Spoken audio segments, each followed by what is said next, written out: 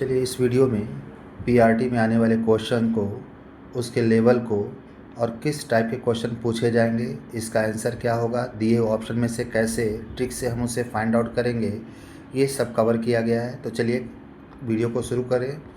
और अगर ये वीडियो आपको अच्छा लगे कि इन्फॉर्मेशन यहाँ से आपके लिए बेहतरीन लेकर के आया गया है, तो आप इसे लाइक, कमेंट और शेयर ज़रूर करें।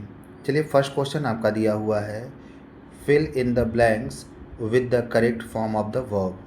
आपका जो यहाँ पे क्वेश्चन दिया है, लिखा है each of the suspected man dash arrested by the police last night. अब यहाँ पर एक वर्ब फिल करना है इन चार दिए गए ऑप्शन में से। तो आप देखेंगे ये जो ऑप्शन में वर्ब दिए गए हैं, ये या तो सिंगुलर में है या तो प्लूरल में है। इसका मतलब इसमें से कौन सा एक ऑप्शन आंसर बनेगा, ये इस वर्ब या सेंटेंस के सब्जेक्ट पे डिपेंड करेगा। तो इस सेंटेंस का सब्जेक्ट है ईच ऑफ, और जब किसी सेंटेंस का सब्जेक्ट ईच ऑफ होता है, आइदर ऑफ होता है, नाइदर ऑफ होगा, नन ऑफ या एनी ऑफ होगा, तो ऐसे सब्जेक्ट के लिए सिंगुलर नंबर का वर्ब यूज किया जाता है। और आप देखेंगे फर्स्ट ऑप्शन में प्लूरल नंबर का वर्ब दिया है, इसलिए ऑप्शन आंसर नहीं बनेगा। बी में सिंगुलर नंबर का वर्ब दिया है, ये आंसर हो सकता है, लेकिन हम लोग बाकी ऑप्शन में आने वाले वर्ब को पहले चेक कर लेंगे। तो सी ऑप्शन में आप देखेंगे आर दिया है प्लूरल नंबर का वर्ब, आंसर ये भी नहीं बनेगा। ऑप्शन डी में हैव बीन दिया है, इट मीन्स प्लूरल नंबर का वर्ब यहाँ भी आया है, इसलिए आंसर ये भी नहीं बनेगा। तो ऑप्शन बी में वॉज जो सिंगुलर नंबर का वर्ब है, यही आंसर बनेगा, तो इस पर टिक लगाएंगे। हम लोगों का जो नेक्स्ट क्वेश्चन है, लिखा है choose the correct passive form of the given sentence. यहाँ एक एक्टिव वॉइस का सेंटेंस दिया है और इसका पैसिव वॉइस दिए गए चार ऑप्शन में से कौन सा एक होगा, पे हम लोगों को टिक लगाना है। इट मीन्स फाइंड आउट करना है आंसर को। तो आपको मैं ट्रिक बताऊं कि जब भी एक्टिव वॉइस सेंटेंस में इज एम आर के साथ वर्ब की आईएनजी फॉर्म दिया हुआ हो, तो इसका पैसिव वॉइस का जो आंसर होगा उसमें हमें इज एम आर के साथ बीइंग चाहिए होगा। तो जिस भी ऑप्शन में हमें इज एम आर के साथ बीइंग मिलेगा, वही ऑप्शन आंसर बनेगा। तो आप देखेंगे फर्स्ट सेंटेंस यानी फर्स्ट ऑप्शन में जो सेंटेंस दिया है, इसमें आर तो है लेकिन बीइंग नहीं है, इसलिए ये ऑप्शन आंसर नहीं बनेगा। सेकंड ऑप्शन में वर आ गया, तो ये आंसर नहीं बनेगा। थर्ड ऑप्शन में आर भी आया है और बीइंग भी आया है, तो ये ऑप्शन आंसर हो सकता है, लेकिन फोर्थ को एक बार चेक करके देख लेते हैं। इसमें हैड बीन आ गया, तो ये ऑप्शन भी आंसर नहीं बनेगा। तो अब क्लियर हो गया कि ऑप्शन नंबर सी आंसर बनेगा। चलिए क्वेश्चन नंबर थर्ड की बात करें, तो इसमें पूछा है fill in the blanks with an appropriate preposition. हमें यहाँ चार ऑप्शन दिए गए हैं, हर एक ऑप्शन में अलग अलग प्रीपोजिशन है। बताना है कौन सा प्रीपोजिशन इस फिलर में सूट करेगा, उस पर टिक लगाना है। तो क्वेश्चन आपका दिया है she has been suffering from fever dash last Monday. तो चलिए इस क्वेश्चन का आंसर बी क्यों होगा के बारे में बात करें, तो इसका एक्सप्लेनेशन ये होगा कि जब भी सेंटेंस में हैज़ बीन, हैव बीन या हैड बीन दिया हो वर्ब के आईएनजी फॉर्म के साथ, तो सेंटेंस में आने वाले टाइम डिनोटिंग वर्ड के साथ प्रीपोजिशन या तो फॉर यूज होगा या तो सिंस यूज होगा। अब आप देखेंगे अगर टाइम लास्ट मंडे दिया हुआ है, तो इसके साथ सिंस का यूज होगा, फॉर का नहीं। और बाकी प्रीपोजिशन ऐसे सेंटेंस में टाइम को डिनोट करने वाले वर्ड के साथ यूज हो ही नहीं सकते, इसलिए फ्रॉम या बाय इसका आंसर नहीं बनेगा। इसमें फॉर भी आंसर नहीं बनेगा, क्योंकि टाइम जब लास्ट मंडे के रूप में दिया हो या फिर आपका सेंचुरी में दिया हुआ हो या कोई ऐसा टाइम जिसमें नंबर नहीं दिया हो, तो उसके लिए सिंस का यूज करते हैं। सिंस या फॉर पर एक अलग से प्रीपोजिशन के रूप में वीडियो बनाएंगे और उसमें डिटेल से इसके बारे में हम समझाएंगे, लेकिन यहाँ हम लोग पी वाई क्यू को सॉल्व कर रहे हैं, जो पीआरटी में पूछा गया है और आगे इसी टाइप के पेपर बनेंगे। तो आते हैं नेक्स्ट क्वेश्चन पर, क्वेश्चन नंबर 4। इसमें आपको बताना है identify the part of the sentence which has an error. Error का मतलब होता है सेंटेंस में यूज होने वाला ऐसा कोई वर्ड जो या तो ग्रामर के रूल को फॉलो नहीं करेगा या सेंटेंस में आकर सेंटेंस के सेंस को सपोर्ट नहीं करेगा। तो अगर ऐसा कोई वर्ड सेंटेंस में आया है तो वहाँ एरर होगा, वहाँ पे टिक लगाएंगे।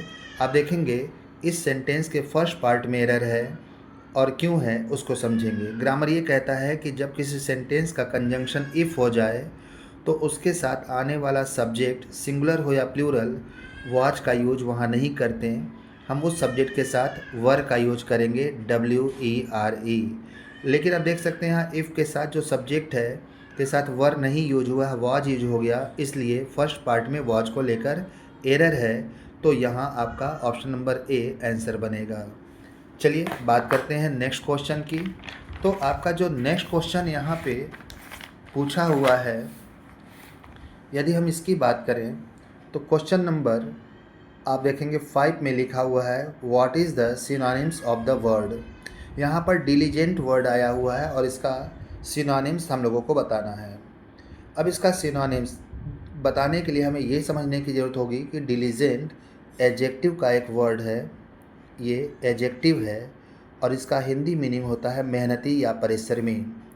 तो इन 4 ऑप्शन में से जिस ऑप्शन में मेहनती या परिश्रमी के सेंस में एडजेक्टिव वर्ड आएगा वही इसका सिनोनिम्स बनेगा। तो आप देखेंगे हार्ड वर्किंग का भी मीनिंग परिश्रमी या मेहनती होता है, ये भी एडजेक्टिव का वर्ड है, इसलिए बी ऑप्शन आंसर बनेगा।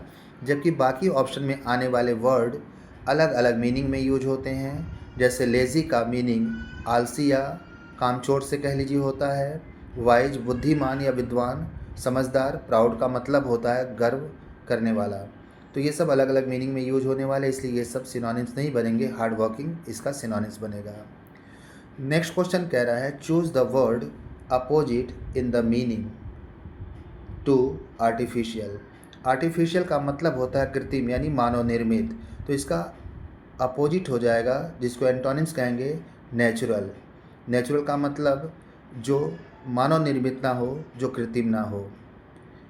बाकी ऑप्शन अलग अलग मीनिंग में यूज होते हैं, इसलिए ये सब इसके एंटोनिम्स नहीं बनेंगे। चलिए अगला प्रश्न है हम लोगों का question choose the correct one word substitution. यहाँ एक सेंटेंस दिया है और इस सेंटेंस के लिए एक वर्ड क्या हो सकता है, 4 ऑप्शन में से किसी एक ऑप्शन में दिया, उस पर टिक लगाना है। तो आपका सेंटेंस आया है a person who looks at the dark side of life things. इसका मतलब वह व्यक्ति जो जीवन के डार्क साइड की ओर देखता है, निराशावादी व्यक्ति होता है, उसको एक शब्द में ऑप्टिमिस्ट कहते हैं, इसलिए आंसर ए होगा।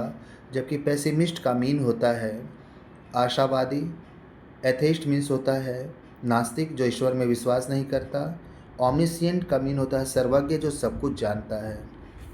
तो ये सब अलग अलग अर्थ में यूज होते हैं, जबकि इस एक वर्ड का मीनिंग ऑप्शन नंबर ए में ऑप्टिमिस्ट दे रहा है, इसलिए इसका one word option number A बनेगा। हम लोगों का नेक्स्ट क्वेश्चन है, आप देखेंगे change the following into indirect speech. आप देखेंगे इनडायरेक्ट यहाँ स्पीच में इसको बताना है, मतलब डायरेक्ट नरेशन में सेंटेंस दिया है, 4 ऑप्शन दिए हैं जिसमें इनडायरेक्ट नरेशन के सेंटेंस है, हमें बताना किस ऑप्शन में इस डायरेक्ट नरेशन का इनडायरेक्ट दिया हुआ है। तो इस क्वेश्चन को कॉम्पिटिटिव वे में सॉल्व करने के लिए आपको ये देखना होगा कि यहाँ I will write the grammar notes tomorrow, ये इस स्पीकर का स्टेटमेंट है, ये किसी का दिया हुआ स्टेटमेंट है, और जब स्टेटमेंट में विल आता है तो इसके इनडायरेक्ट नरेशन में वुड का यूज किया जाता है। वुड का यूज करेंगे तो देखेंगे कितने ऑप्शन में वुड प्लस वर्ब का फर्स्ट फॉर्म दिया हुआ है। अब यहाँ ऑप्शन में पहले ऑप्शन में would have plus third form दिया हुआ है, वुड हैव प्लस वर्ब का थर्ड फॉर्म दिया है, तो ये ऑप्शन आंसर नहीं बनेगा। अगर बी ऑप्शन देखेंगे तो इसमें माइट आ गया, ये ऑप्शन भी आंसर नहीं बनेगा।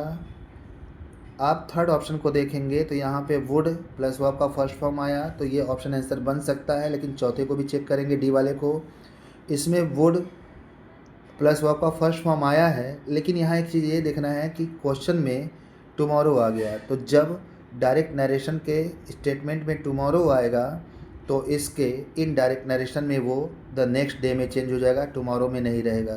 लेकिन चौथे ऑप्शन में आप देखेंगे टुमारो का टुमारो ही दिया है, इसलिए ऑप्शन आंसर नहीं बनेगा, आंसर सी ऑप्शन आंसर बनेगा इसका। चलिए आते हैं नेक्स्ट क्वेश्चन पर, क्वेश्चन नंबर 9। आप देखेंगे क्वेश्चन नंबर 9 में ये कह रहा है कि which of the following language skills are classified as receptive skills. Receptive skills का मतलब होता है ऐसे स्किल्स जिसको ग्रहण किया जा सके। तो अगर हम पहले ऑप्शन को देखेंगे तो लिसनिंग एंड स्पीकिंग, दूसरा रीडिंग एंड राइटिंग, तीसरा लिसनिंग एंड रीडिंग, चौथा स्पीकिंग एंड राइटिंग। तो जब हम किसी लैंग्वेज को सुनते हैं और उसको रीडिंग करते हैं तो हमें वो भाषा ग्रहण करने आ जाता है, इसलिए रिसेप्टिव स्किल्स में लिसनिंग एंड रीडिंग आता है, हमारा आंसर सी बनेगा। आते हैं नेक्स्ट क्वेश्चन। लिखा है in which method of teaching English grammar rules are taught first and then examples are given. इसका मतलब ये हुआ कि इंग्लिश के टीचिंग मेथड में ग्रामर के रूल पहले सिखाए जाते हैं और एग्जाम्पल्स बाद में दिए जाते हैं। ये मेथड कौन सा मेथड कहलाएगा इसमें से? तो इसको डिडक्टिव मेथड कहते हैं, क्योंकि जब हम इंग्लिश टीचिंग करते हैं और रूल्स पहले बताते हैं बाद में एग्जाम्पल देते हैं, तो इस मेथड ऑफ टीचिंग को डिडक्टिव मेथड कहते हैं। जबकि इंडक्टिव मेथड में एग्जाम्पल पहले दिए जाते हैं, रूल्स बाद में बताए जाते हैं।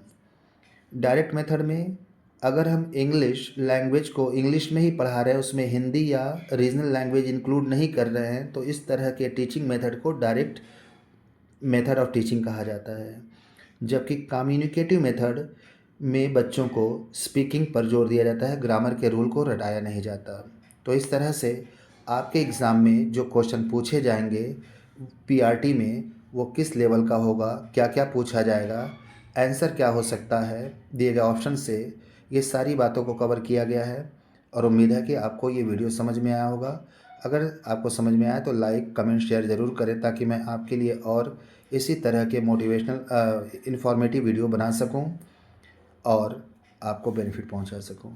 चलिए थैंक यू, मिलते हैं नेक्स्ट वीडियो में। मेरा यूट्यूब चैनल गुरुजी 123 है, आप इस पर भी जा कर के इसको देख सकते हैं।